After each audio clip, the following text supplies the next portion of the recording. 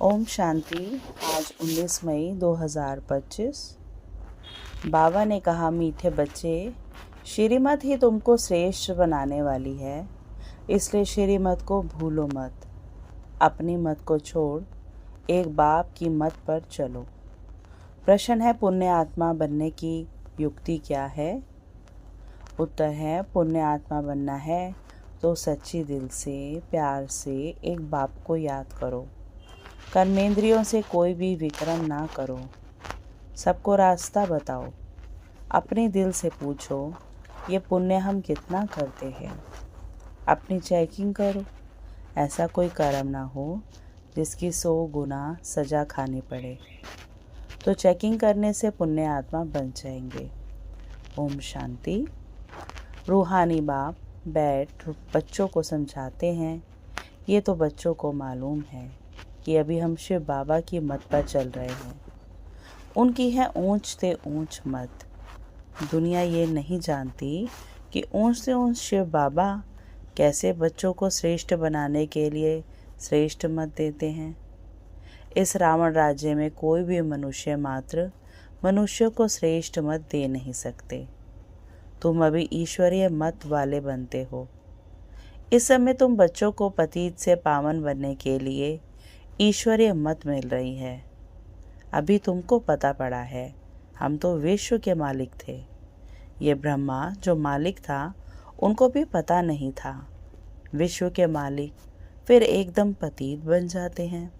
ये खेल बहुत अच्छी रीति बुद्धि से समझने का है। राइट रॉन्ग क्या है, इसमें है बुद्धि की लड़ाई।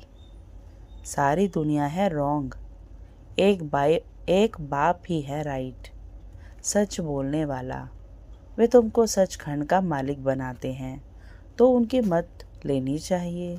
अपनी मत पर चलने से धोखा खाएंगे, परंतु वे है गुप्त, है भी निराकार। बहुत बच्चे गफलत करते हैं, समझते हैं ये तो दादा की मत है। माया श्रेष्ठ मत लेने नहीं देती है। श्रीमत पर चलना चाहिए ना। बाबा आप जो कहेंगे वे हम मानेंगे ज़रूर, परंतु कई मानते नहीं हैं। नंबरवार पुरुषार्थ अनुसार मत पर चलते हैं, बाकी तो अपने मत चला लेते हैं। बाबा आए हैं श्रेष्ठ मत देने, ऐसे बाप को घड़ी घड़ी भूल जाते हैं। माया मत लेने नहीं देती। श्रीमत तो बहुत सहज है ना। दुनिया में कोई ये समझ नहीं कि हम तमो प्रधान हैं। मेरी मत तो मशहूर है, श्रीमद् भगवद गीता।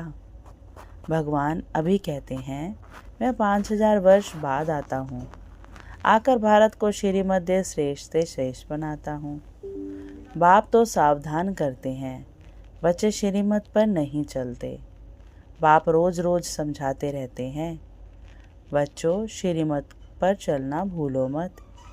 इनकी ब्रह्मा की तो बात ही नहीं, उनकी बात समझो।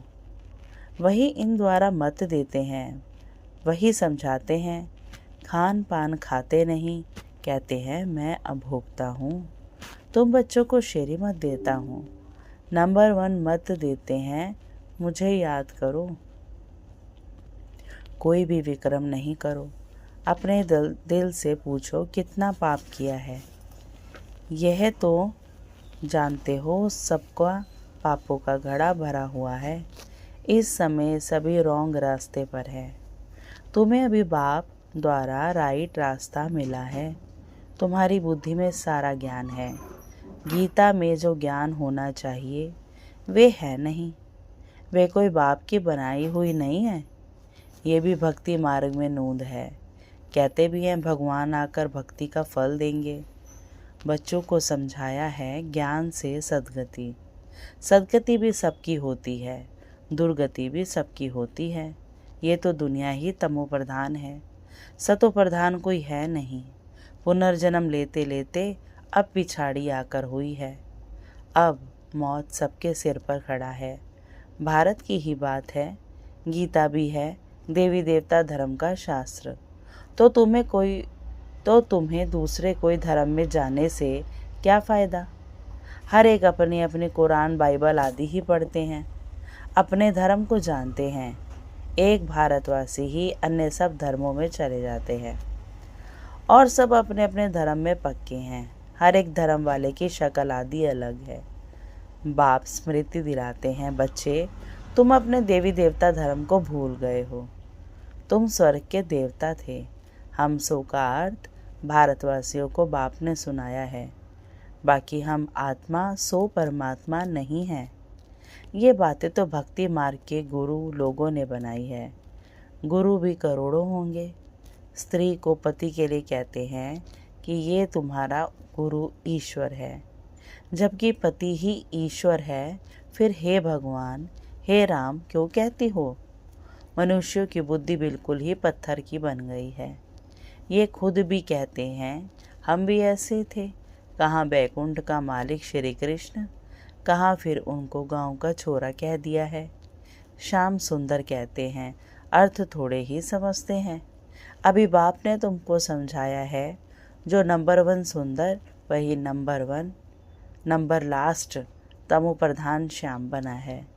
तुम समझते हो हम सुंदर थे, फिर श्याम बने हैं। 84 का चक्कर लगाए अभी श्याम से सुंदर बनने के लिए बाप एक ही दवाई देते हैं कि मुझे याद करो। तुम्हारी आत्मा पतित से पावन बन जाएगी। तुम्हारे जन्म जन्मांतर के पाप नाश हो जाएंगे। तुम जानते हो जब से रावण आया है तुम गिरते गिरते पाप आत्मा बने हो। ये है ही पाप आत्माओं की दुनिया। एक भी सुंदर नहीं है। बाप बिगड़ सुंदर कोई बना न सके। तुम आए हो स्वर्गवासी सुंदर बनने। अभी नरकवासी शाम है, क्योंकि काम चिता पर चढ़ काले बने हैं। बाप कहते हैं काम महाशत्रु है। इन पर जो जीत पाएंगे वही जगत जीत बनेंगे। नंबर 1 है काम। उनको ही पतित कहा जाता है। क्रोधी को पतित नहीं कहेंगे। बुलाते भी हैं कि आकर पतित से पावन बनाओ। तो अब बाप आए हैं, कहते हैं ये अंतिम जन्म पावन बनो। जैसे रात के बाद दिन, दिन के बाद रात होती है, वैसे संगम युग के बाद फिर सतयुग आना है। चक्र फिरना है। बाकी और कोई आकाश में अथवा पाताल में दुनिया नहीं है। सृष्टि तो यही है। सतयुग त्रेता यहाँ ही है। झाड़ भी एक ही है और कोई हो नहीं सकता। ये सब गपोड़े हैं जो कहते हैं अनेक दुनियाएं हैं। बाप कहते हैं ये सब है भक्ति मार्ग की बातें। अब बाप सत्य बात सुनाते हैं। अब अपने अंदर देखो हम कहाँ तक श्रीमत पर चल सतो प्रधान अर्थात पुण्य आत्मा बन रहे हैं। सतो प्रधान को पुण्य आत्मा, तमो प्रधान को पाप आत्मा कहा जाता है। विकार में जाना पाप है। बाप कहते हैं पवित्र बनो। मेरे बने हो तो मेरी श्रीमत पर चलना है। मुख्य बात है कोई पाप नहीं करो। नंबर 1 पाप है विकार में जाना। फिर और भी पाप बहुत होते हैं। चोरी चकारी ठगी आदि बहुत करते रहते हैं। फिर बहुतों को गवर्नमेंट पकड़ती भी है। अब आप बच्चों को कहते हैं तुम अपने दिल से पूछो हम कोई पाप तो नहीं करते हैं। ऐसे मत समझो हमने चोरी की व रिश्वत खाई तो ये बाबा तो जानी जाननहार है, ये सब जानते हैं। नहीं, जानी जाननहार का अर्थ कोई ये नहीं है। अच्छा कोई ने चोरी की, बाप जानेंगे फिर क्या। जो चोरी की उसका दंड 100 गुना हो ही जाएगा। बहुत बहुत सजा खाएंगे। पद भी भ्रष्ट हो जाएगा। बाप समझाते हैं ऐसे अगर काम करेंगे तो दंड भोगना पड़ेगा। कोई ईश्वर का बच्चा बनकर फिर चोरी करता, शिव बाबा जिससे इतना वर्षा मिलता है उनके भंडारे से चोरी करता, ये तो बहुत बड़ा पाप है। कोई में चोरी की आदत होती है, उनको जेल बर्ड कहा जाता है। ये है ईश्वर का घर। सब कुछ ईश्वर का है ना। ईश्वर के घर में आते हैं बाप से वर्षा लेने, परंतु कोई की आदत हो जाती है, उसकी सज़ा 100 गुना बन जाती है। सजाएं भी बहुत मिलेंगी और फिर जन्म बाई जन्म डर्टी घर में जन्म लेंगे तो अपना ही नुकसान किया ना। ऐसे बहुत हैं जो याद में बिल्कुल नहीं रहते, सुनते कुछ नहीं, बुद्धि में चोरी आदि के ही ख्यालात चलते रहते हैं। ऐसे बहुत सत्संग में जाते हैं, चप्पल चोरी कर लेते, उनका धंधा ही ये रहता है। जहाँ सत्संग होता वहाँ जाकर चप्पल चोरी कराएंगे। दुनिया बिल्कुल ही डर्टी है। ये है ईश्वर का घर। चोरी की आदत तो बहुत खराब है। कहा जाता है कक का चोर सो लख का चोर। अपने अंदर से पूछना चाहिए, हम कितना पुण्य आत्मा बने हैं, कितना बाप को याद करते हैं, कितना हम सुदर्शन चक्रधारी बनते हैं, कितना समय ईश्वरीय सर्विस में रहते हैं, कितने पाप कटते जा रहे हैं। अपना पोता मेल रोज देखो, कितना पुण्य किया, कितना योग में रहा, कितनों को रास्ता बताया। धंधा आदि तो भल करो, तुम कर्म योगी हो, कर्म तो भल करो। बाबा यह बैजेस बनवाते रहते हैं। अच्छे अच्छे लोगों को इस पर समझाओ। इस महाभारत लड़ाई द्वारा ही स्वर्ग के गेट्स खुल रहे हैं। श्री कृष्ण के चित्र में नीचे लिखत बड़ी फर्स्ट क्लास है, परंतु बच्चे अभी इतना विशाल बुद्धि नहीं हुए हैं। थोड़ा भी धन मिलता है तो नाचने लग पड़ते हैं। कोई को जास्ती धन होता है तो समझते हैं हमारे जैसे कोई नहीं होगा। जिन बच्चों को बाप की परवाह नहीं, उन्हें बाप जो इतना अविनाशी ज्ञान रत्नों का खजाना देते हैं, उसकी भी कदर नहीं रहती है। बाबा एक बात कहेगा, वे दूसरी बात पर लेते हैं। परवाह न होने के कारण बहुत पाप करते रहते हैं। श्रीमत पर चलते नहीं, फिर गिर पड़ते हैं। बाप कहेंगे ये भी ड्रामा, उनकी तकदीर में नहीं है। बाबा तो जानते हैं ना, बहुत पाप करते हैं। अगर निश्चय हो कि बाप हमको पढ़ाते हैं तो खुशी रहनी चाहिए। तुम जानते हो हम भविष्य नई दुनिया में प्रिंस प्रिंसेस बनेंगे तो कितनी खुशी रहनी चाहिए। परंतु बच्चे तो अभी तक भी मुरझाते रहते हैं, वे अवस्था ठहरती नहीं है। बाबा ने समझाया है विनाश के लिए रिहर्सल भी होगी, कैलेमिटीज़ भी होंगी, भारत को कमज़ोर करते जाएंगे। बाप खुद कहते हैं ये सब होना ही है, नहीं तो विनाश कैसे होगा। बर्फ़ की बरसात पड़ेगी, फिर खेती आदि का क्या हाल होगा। लाखों मरते रहते हैं, कोई बतलाते थोड़े ही हैं। तो बाप मुख्य बात समझाते हैं कि ऐसे अपने अंदर जांच करो, मैं कितना बाप को याद करता हूँ। बाबा आप तो बड़े मीठे हो, कमाल है आपकी, आपका फरमान है मुझे याद करो। तो 21 जन्म के लिए कभी रोगी नहीं बनेंगे।